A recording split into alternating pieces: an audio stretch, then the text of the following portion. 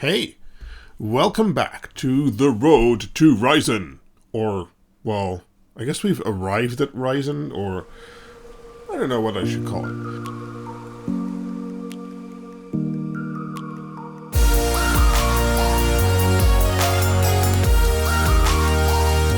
But we're here, Ryzen's working, and I've already showed you some quick benchmarks, but I've been able to run through the whole suite, which I also did on my 4770k, both stock and overclocked. And I've been able to run the Ryzen 1700X cooled on air using that Be Quiet cooler in the previous video on stock settings. So these benchmarks will be how that compares. And when that's done, I actually have my mount for the Alpha Cool now. So I'll be attaching that, and I'll be building in the Ice Bear, and then we'll be doing my overclocked tests. But that will be a separate video. So first, I want to take you through all the benchmarks. I'll have some nice music and everything, and I won't be talking.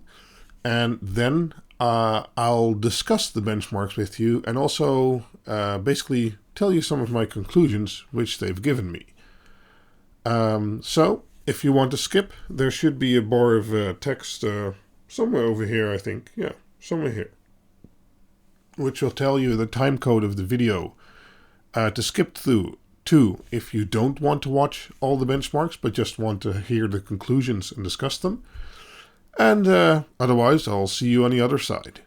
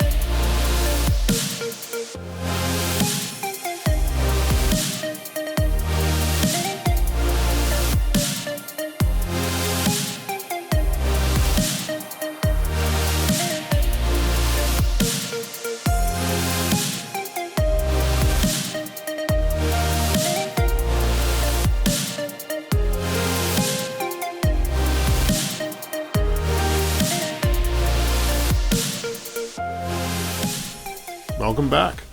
Now that you've watched about 4 minutes of benchmarks, let's talk about them. I'll be checking the sides now and then to basically peek at the scores it got, and let's discuss things. Be sure to comment in the descriptions below if you have any questions or comments, or think I'm a total idiot, or, well, whatever really. Just comment down below and let's have a discussion about these results. So, first up is Cinebench. Of course, Cinebench has been talked about a lot, and it's also been used to demonstrate Ryzen. So we see that single core, we're almost on par with a stock 4770k. So IPC, at least in Cinebench, is almost the same. Multi-threaded though, the 1700X obliterates the 4770k because it has twice the cores. Even the overclock on the 4770k can't beat the more cores it has. So that's a great result. Moving on, we see Corona. Corona is a render benchmark very comparable to Cinebench, and here we basically see the same results. The stock 4770k takes 4 minutes 33 seconds, but the Ryzen stock does it in 2 minutes 31 seconds. So it's not half, but it's pretty close. Next up is Handbrake, and I used my case and cooler video in this RoadtoRyzen series, and the i7-4770k at stock managed 22.38 frames a second, converting my 4K 100 Mbit file to a 1080p fast setting, which is default in Handbrake. And the Ryzen did it at 38.56. So again, not twice as fast, but it's pretty close. Geekbench, we see similar single core scores, and multi-threaded, it's definitely faster than stock, the 4770k, but the 4770k is catching up while overclocked. So Ryzen still wins, but it's getting closer. But we'll have to see how the 1700X does while overclocked. User benchmark again shows a bit of the same. Single core is exactly the same as a 4770k stock, so IPC is very comparable because the 4770k is running at 3.5 GHz with some boost, and the 1700X is running at 3.4 to 3.6 GHz. So they're running about the same clock speed and getting about the same scores. That will make their IPC basically identical. That also means, if you checked out other videos, and I can highly recommend the Gamer Nexus videos, that of a current KB Lake system, which has a higher IPC than Haswell, and a clock advantage, that explains why in certain single-threaded tests, the KB Lake will win, where in other multi-threaded tests, the 1700X will win. And that's also what we see here again. Multi-threaded, it's more than twice as fast as the 4770k stock. Great. CPU-Z now also has a tiny little benchmark. And again, Ryzen does very good here. Even with a single core, it's faster than the stock 4770k. And multi-threaded, it just obliterates anything. Awesome. Then we take a look at Super Pi Mod. And here we see one of the first benchmarks where Ryzen basically fails. Super Pi Mod uses a lot of low latency commands and demands a lot of memory bandwidth. And, well, Ryzen just isn't as good at that as the very optimized Intel controller is. So here we see it slightly slower than the stock 4770k. In W Prime, we basically see the same for 32 megabytes and 1 gigabyte results. And let's move on to the synthetic GPU tests. So 3D Mark Vantage, I had an issue with that, although it ran just fine, there were no errors or whatever, I couldn't look up the results on the 3D Mark website because they said they were hidden, and I don't know, I think they forgot to unlock Ryzen in their benchmark display tool or whatever. But compared it for the overall result, it just edged out both the stock and the overclocked 4770k. So that's good. Moving on, we see Ice Storm Extreme, which is basically a test for mobile phones. So you get a ridiculous amounts of a few thousand frames per second. And here we again see that the Intel architecture, although the IPC in the earlier tests was the same, here the Ryzen gets slaughtered. And there have been rumors online and tests that disabling SMT makes this better, so that certain program code is probably optimized for the Intel way and not the AMD way yet. That might change in the future, but that doesn't invalidate these results. So for high FPS and stuff like that, Intel is certainly definitely still better.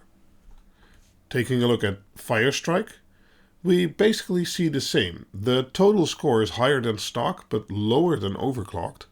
And we see that the graphics score is just slightly lower, but that the physics score is way higher. So the physics engine is able to utilize all the extra cores the Ryzen has. But for some reason, with graphical programs, the Intel still has some advantages. So that's why the score turned out like that. 3D Mark Firestrike Extreme basically shows the same thing. Ryzen just edges out above the stock and overclocked Intel, but it's mainly physics score. Graphics is the same, and combined is also the same, so that's why it edges out. So Intel is doing great in these benchmarks. And in Ultra, we see the same. Graphics scores is almost identical, which basically means we're maxing out the GPU. Looking at physics, the CPU is definitely faster. So it can stand to reason that if we get games which use very well thread optimized engines, the Ryzen can give you higher performance in games than the 4770k can. But right now, most games are more single threaded and have more benefit of gigahertz, and that's why Intel mostly wins in these tests. Also, if you look at other videos about Ryzen. 3D Mark Time Spy, a DirectX 12 test, basically shows the same result. Physics is a lot higher, graphics is about the same because we're GPU bottlenecked, even with a GTX 1080, and so the total score is basically almost the same. Does that mean that the Ryzen is faster or slower? In physics it's faster, but as we'll see in the game benchmarks, that doesn't mean it'll also be faster in games, especially ones that aren't optimized yet. I also took some quick VR mark scores, and we see that in the orange room, which is mostly CPU bottlenecked and not GPU bottlenecked, the Ryzen falls behind a little bit. But in the blue room, which is mostly GPU bottlenecked, if you check the frames per second, you see that basically it's the same. So depending on where the bottleneck is, the Ryzen will be just as fast, slower, or faster. And here we see Heaven. Here we see Ryzen clearly losing. And I'm not sure why that is. It could be the way Heaven is programmed, or the way Ryzen is functioning right now, or the lower memory speeds, or whatever the case, Ryzen definitely loses. Not by much, but it's definitely slower than even my 4770k, especially when overclocked. Let's see if the overclock on the Ryzen can maybe, close the gap a little bit. Average FPS for Heaven shows the same picture. It's not slow, it's just slower.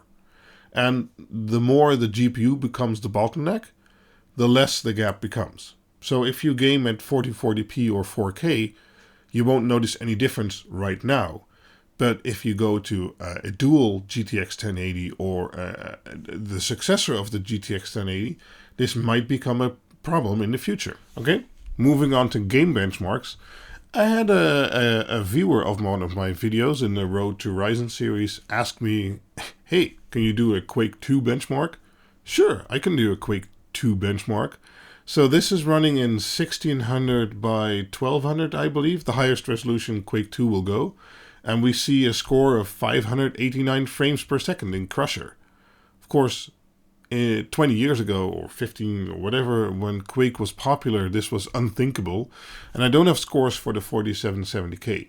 But whatever the case, 589 frames a second should be plenty. Moving on, we have Ashes of the Singularity, and I do two tests, a DirectX 11 low setting GPU focus test and a DirectX 12 high setting CPU focus test. And here we see the Ryzen basically losing in both, or in the CPU focused, it's faster than the 4770k, but once that's overclocked, that easily takes over the lead. So let's see for the next video, or one of the next videos, what the overclocked Ryzen can do. GTA 5 also doesn't show that great a picture.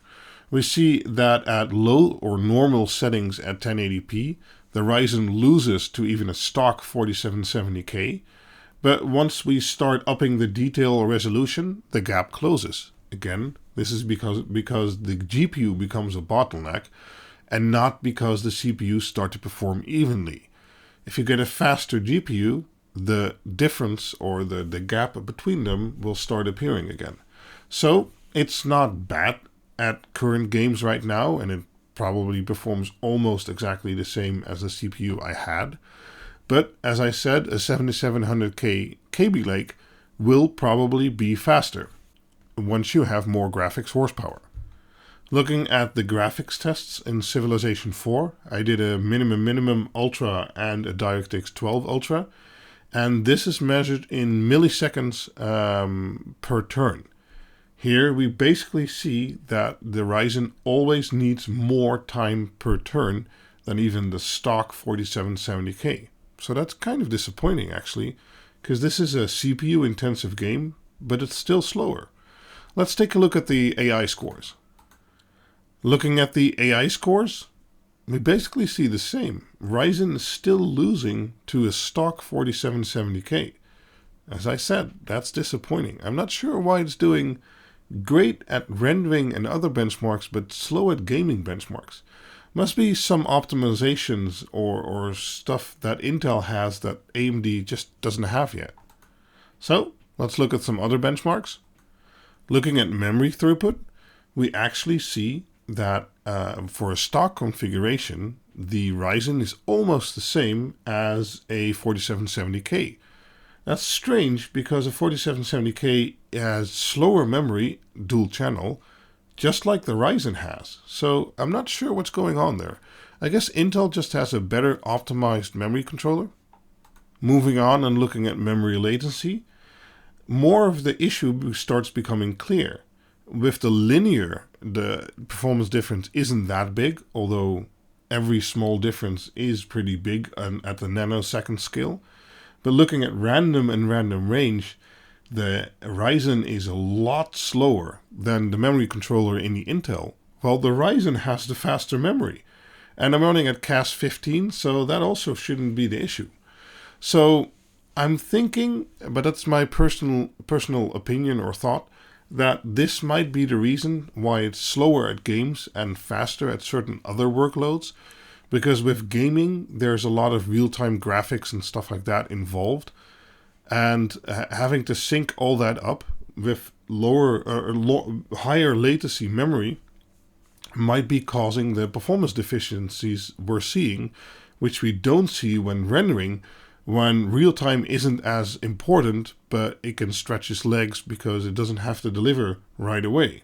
Next up is a render of my case and cooler, the same video I used in the handbrake test, using Vegas Pro 14. And one test is done using the GPU, and the other is the same video, same settings, without the GPU. We see that a stock 4770K takes about 30 minutes with my GTX 1080 GPU enabled, and the 1700X does it in 18 minutes. That's almost half, which you can't believe how welcome that is. Looking without a GPU, we go from 1 hour and 1 minute to 48 minutes. That's still an improvement of about 25%, which is also awesome. So if you're a video editor and you use Vegas Pro, Ryzen is definitely recommended. I might be making a separate video about this too. Next up, we have Nova Bench. Basically, we see that in total, it's about the same as a stock. RAM is about the same, CPU is faster, graphics is slower again, and then hardware is about the same. So there's some bottleneck in Ryzen which is causing any graphic combined test to be slower than Intel. Not sure why that is, except maybe the latency, as we discussed before. Looking at Passmark, we see basically the same deal. CPU is faster, graphics is slower, memory is slower, and disk is about the same. Okay, PC Mark 8 basically says that my 8-core is almost the same speed as my 4-core was before that at stock. That's not great, but I guess this type of workload isn't well suited for it, or it doesn't do any better than my 4770k at least. Moving on, we have Spec ViewPerf. This is a benchmark which basically tests how well your desktop or workstation does in graphical programs such as 3ds Max and Maya and stuff like that. And we see that Ryzen again doesn't do too well. While running the benchmark, I looked at CPU usage, and I think this is mainly because this benchmark only uses 4 cores. So if it only uses 4 cores and the Intel IPC and memory latency, especially with graphic stuff, as we saw before, is better, this result is pretty logical. And last up, we have power usage. And we see that during idle, the Ryzen does very well at 88 watts, which is lower than my 4770k with the same graphics card in it and the same memory and the same SSD. In LinPack, it uses more power.